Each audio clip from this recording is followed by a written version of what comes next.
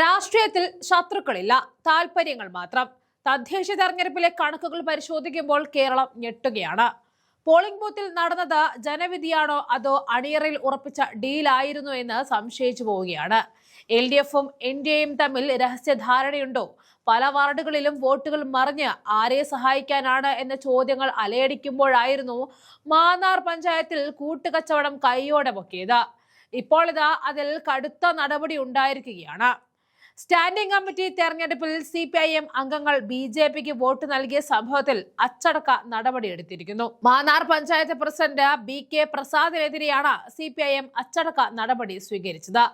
6 മാസത്തേക്ക് പാർട്ടിയിൽ നിന്നും സസ്പെൻഡ് ചെയ്തു. അച്ചടക്ക നടപടിക്ക് പിന്നാലെ പ്രസിഡന്റ് സ്ഥാനത്ത് നിന്നും പ്രസാദ് രാജിവെച്ച പാർട്ടിക്ക് കത്തും നൽകി.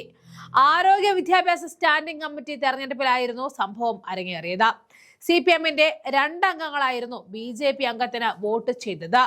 ആരോഗ്യ വിദ്യാഭ്യാസ സ്റ്റാൻഡിംഗ് കമ്മിറ്റിയിലേക്ക് BJPക്കായി മത്സരിച്ച സേതു ലക്ഷ്മിക്ക് CPM വനിതാ അംഗങ്ങളായ K മായയും G സുശീലകുമാരിയും വോട്ട് രേഖപ്പെടുത്തുകയായിരുന്നു. പഞ്ചായത്തിൽ UDFനും NDAയ്ക്കും 5 വീതം, LDFന് 8, ഒരു സ്വതന്ത്രൻ എന്നിങ്ങനെയാണ് കക്ഷിനില. മാന്നാർ പഞ്ചായത്തിൽ CPM വോട്ടുകൾ BJPയിലേക്ക് അനുകൂലമായി മറിഞ്ഞുവെന്നത് ഇപ്പോൾ വെറുമൊരു ആരോപണമല്ല, സത്യമായി മാറിയിരിക്കുകയാണ്. സ്വന്തം പാർട്ടിക്ക് ലഭിക്കേണ്ട വോട്ടുകൾ BJPയുടെ പെട്ടിയിൽ വീണത് എങ്ങനെയെന്ന ചോദ്യത്തിന് മറുപടി പറയാനാകാതെ കുഴയുകയാണ് പ്രാദേശിക നേതൃത്വം. CPM BJPക്ക് വോട്ട് മറിച്ചു എന്നത് പകൽ പോലെ വ്യക്തമായതോടെയാണ് പ്രസിഡന്റിനെതിരെ നടപടിയെടുക്കാൻ പാർട്ടി നിർബന്ധിതമായത്. പക്ഷേ ഈ നടപടി കൊണ്ട് മാത്രം പാപക്കര കഴുകിക്കളയാൻ CPMന് കഴിയില്ല എന്ന് മനസ്സിലാക്കുന്നത് നല്ലതാണ്. ഇവിടെ മാത്രമാണ് വോട്ട് കച്ചവടം എന്ന് നടന്നിട്ടുള്ളത് എന്ന് പരിശോധിച്ചാൽ കേരളം ഒന്നടങ്കം ഞെട്ടിപ്പോകും. അഡ്ജസ്റ്റ്മെന്റ് രാഷ്ട്രീയം കളിച്ചവരെ ഓരോന്നോരോന്നായി പുറത്തു കൊണ്ടുവരുമ്പോൾ അച്ചടക്ക നടപടി എന്ന നാടകമാണ് CPM നടത്തിക്കൊണ്ടിരിക്കുന്നത്. കേരളം ഇത്രയും കാലം ചർച്ച ചെയ്ത ആ അവിശുദ്ധ കൂട്ടുകെട്ട് മാന്നാർ പഞ്ചായത്തിൽ പകൽ വെളിച്ചം പോലെ പുറത്തു വന്നിരിക്കുകയാണ്.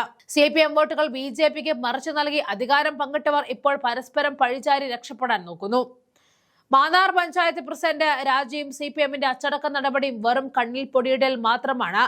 ഇതിനെതിരെ ശക്തമായ പോരാട്ടവുമായി കോൺഗ്രസ് രംഗത്തെത്തി കഴിഞ്ഞു. CPM BJP ഡീല് കേരളത്തിലെമ്പാടും നടക്കുന്നുണ്ട് എന്ന കോൺഗ്രസിന്റെ വാദത്തിന് അടിവരയിടുന്നതാണ് മാന്നാറിലെ സംഭവ വികാസങ്ങൾ.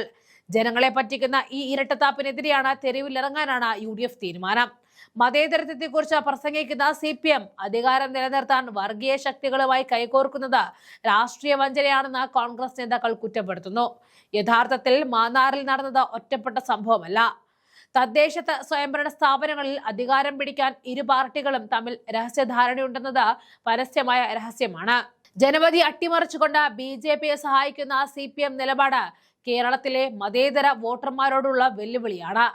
പ്രസിഡന്റിനെ രാജിവെപ്പിച്ചതുകൊണ്ട് ഈ ഒത്തുകളി മറച്ചുപിടിക്കാമെന്ന് ആരും കരുതവേണ്ട.